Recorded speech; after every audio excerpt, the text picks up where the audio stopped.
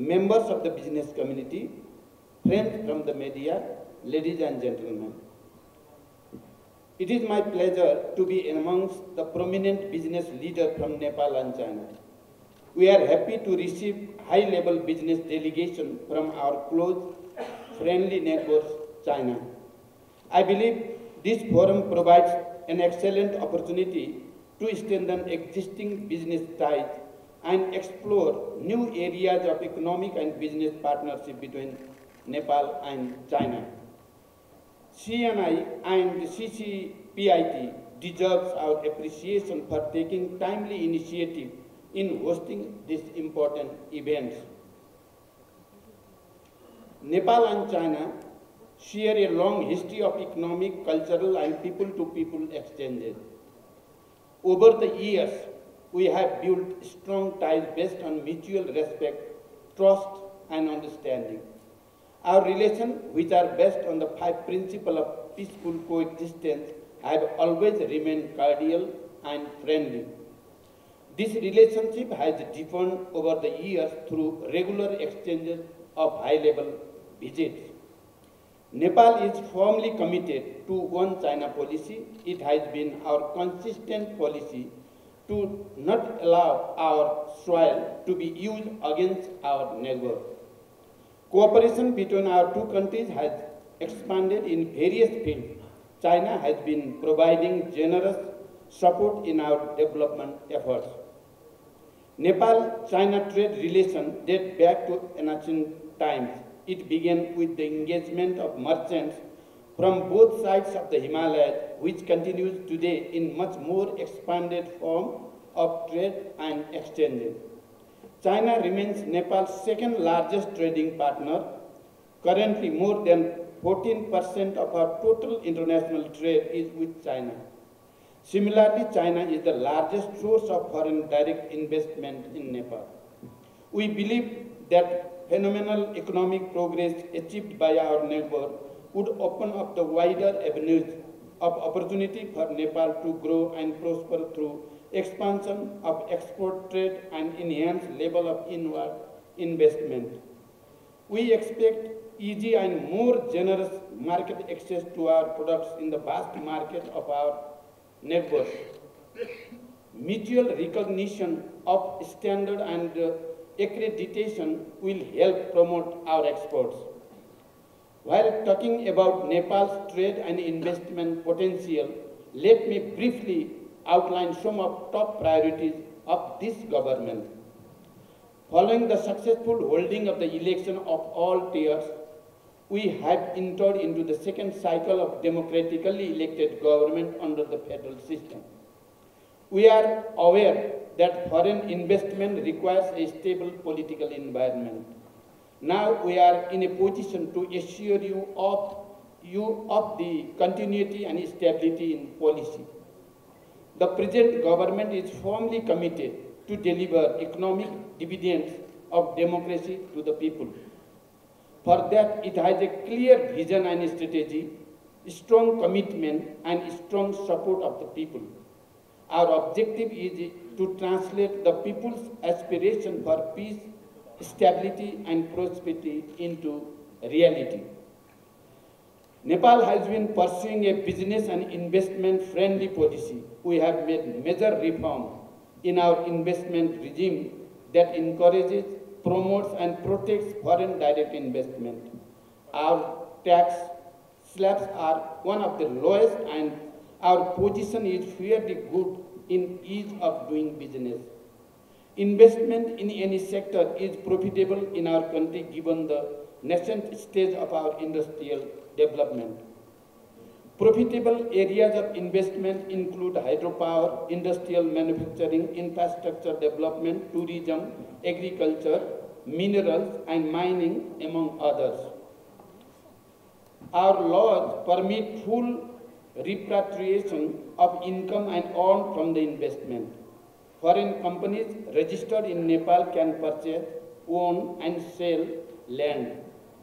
No discrimination is made between national and foreign investors.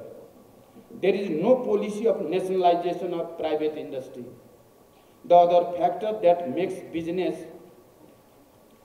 competitive in Nepal is the availability of a less expensive workforce, reformed labor laws, and improved industrial relations. We are seriously working on further simplifying the procedures and fully operationalize the one-stop service. Necessary rules are being developed for the automatic approval of FDI as well. As you all know that Nepal aspires to become a middle-income country by 2030 and graduate from LDC status by the end of 2026. We need significant investment in infrastructure development and maximize utilization of technology to meet this target. We count on Chinese investment in filling our financial and technological gaps in our priority areas. We stand ready to offer all legitimate assistance to Chinese companies interested in investing in Nepal. After the painful period of COVID pandemic, our economy is recovering gradually. However, challenges still persist. Tourism sector suffered a lot during the pandemic. We welcome Chinese tourists to Nepal as China lifts the restriction on outward mobility. China's listing of Nepal as a priority destination for Chinese tourists will have a salutary impact on our tourism industry. Dear friends, there exist various bilateral mechanisms between our two governments as well as the non-governmental sector. We have signed agreement and MOU on trade, investment, tourism, and others. Ever growing people-to-people contact is yet another feature of our increasing engagement. Considering all these facts, I see great potential for an enhanced level of economic engagement. Our two governments have been discussing about establishment of cross-border economic zone and opening up more broader trading points.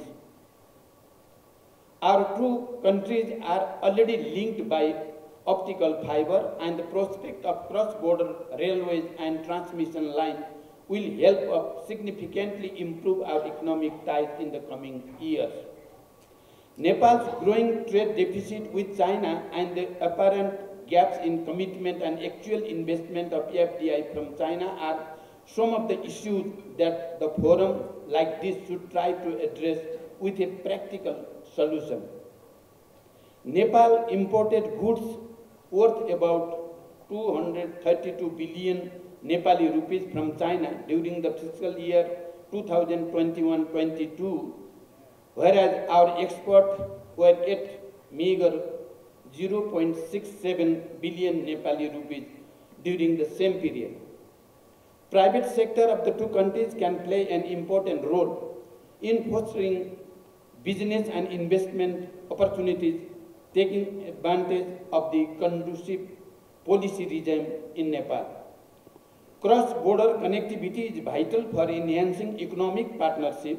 Realizing this, the government of Nepal has been giving priority to improve infrastructure at Nepal-China border, establish a fully equipped laboratory for testing and accreditation of the border points, expedite the construction of port facilities in Nechung, Liji, Purang, Yari, and Kathmandu, Chentang on the Nepal side.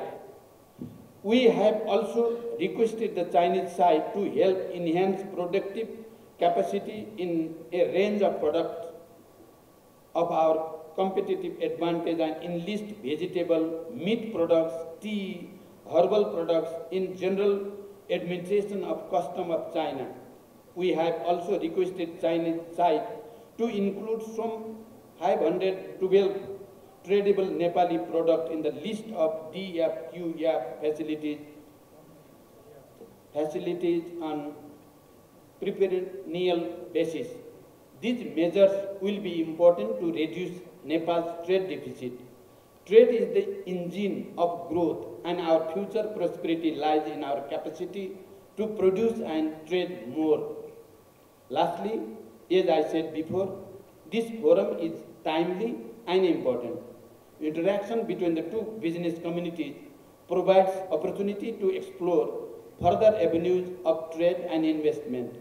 We are happy to see the private sector of Nepal and China have engaged in exploring mutually beneficial business opportunities.